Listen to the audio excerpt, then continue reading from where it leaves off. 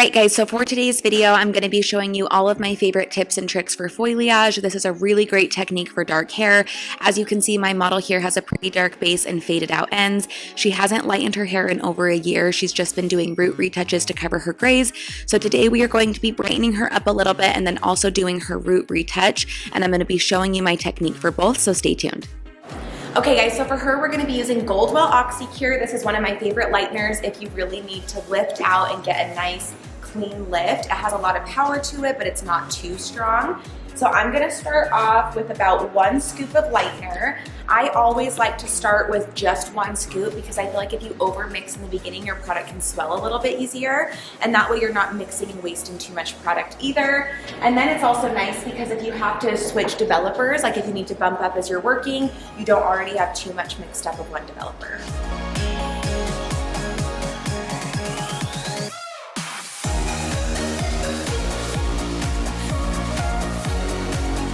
All right guys, so we are going to be doing a foilyage technique today, and we're also going to be adding some brightness around her face. So I am going to show you how I like to do this on a dark hair model. Her hair is a really good canvas to go off of because she has that depth up here, and then we have some pre-lightened ends that have faded out. So this is gonna be nice because it will lift really well. And then we're also gonna do a little bit of gray coverage. So I'm gonna show you my technique for doing a foilyage and then also adding gray coverage in afterwards.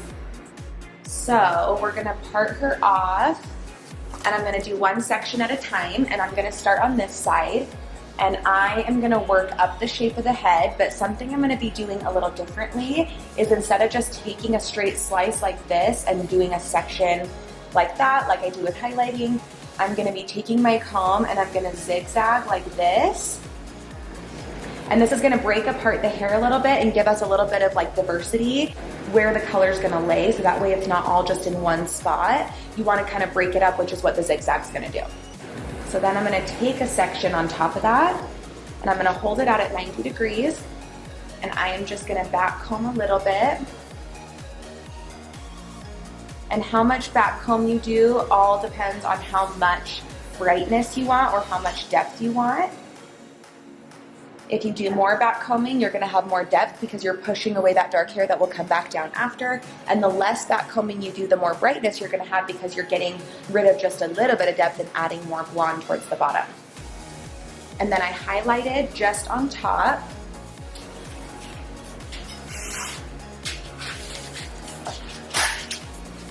And then we're gonna take one of the embossed foils from Primar.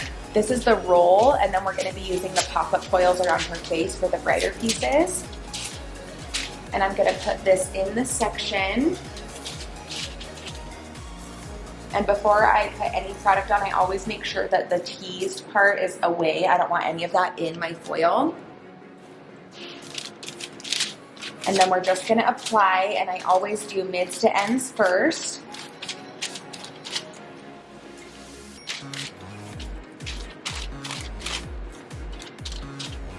And then I just kind of feather up from there so that it's a really nice gradual blend. And then we're gonna put another piece just right on top of it. And then I fold each of the sides to kind of lock it into place. And I love using this foil for foilyage because I feel like you can give yourself a custom foil. You can make it as long as you need or as short as you need. And it's really good for things like this because the pop-up foils are not gonna be good for hair like this because if she has longer hair, you're gonna have to fold the foils, which kind of ruins the pattern you're doing. On the next section, I'm gonna do the same thing where I do a zigzag, but now I'm just going straight across right here, and then I'll do another angled one after. So I'm kind of bricklaying in a different pattern. So I go angled, straight, working my way up the head.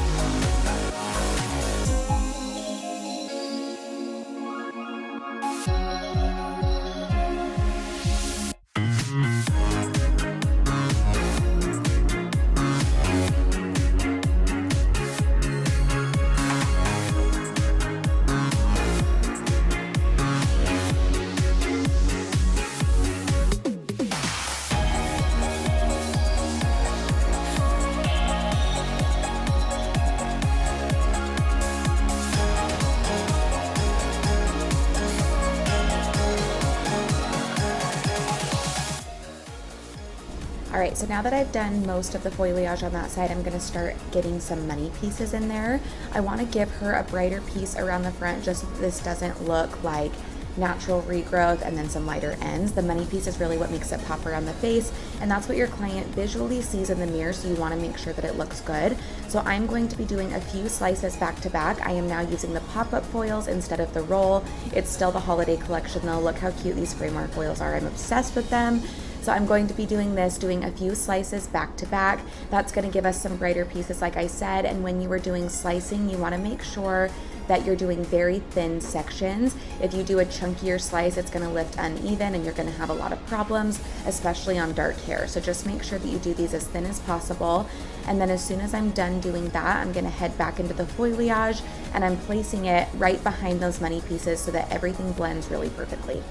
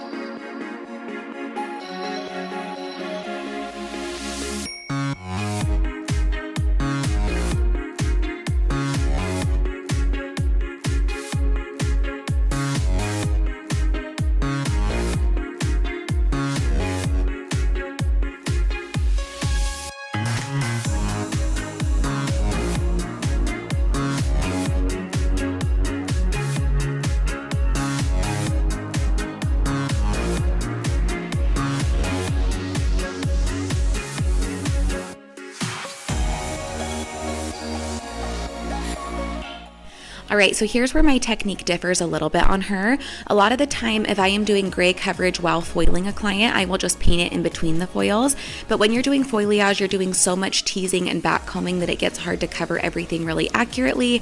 So I'm actually gonna be doing it here at the bowl. We are gonna let it process for the full time so that everything gets covered completely. And this is just a way I like to do it where it is a two-step process because you're doing this at the bowl and then you're doing the foliage before, but it ends up covering everything better and giving you better results. Then I'm going through and using Goldwell Top Chic 3N with 20 volume. This is my gray coverage that I am now doing at the bowl. We are going to let this process about 35 minutes so that it can cover fully. I am choosing to do this on this client at the bowl because it's a little bit easier than doing it in the foils. And what I'm going to be doing is taking this color, only touching where her natural regrowth is, where we see that gray coming in.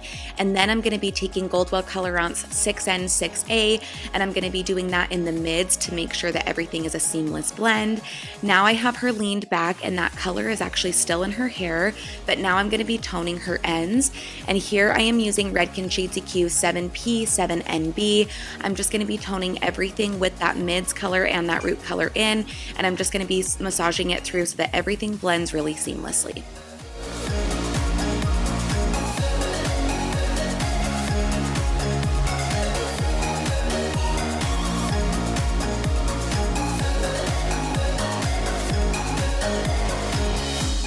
All right, you guys, this is the final result. We are obsessed with it. It looks amazing. Her gray coverage is fully covered, so she's feeling way better. And then we did just brighten her up a little bit and give her a little pop around the face. Let me know what you thought of this technique and if you learned anything in the comments below. Also, let me know what kind of videos you guys would like to see in the future. I know I do a lot of blonde videos, so I was excited to bring you guys a dark hair video. So let me know if you'd like to see more of these. Thank you so much for watching and have a great day.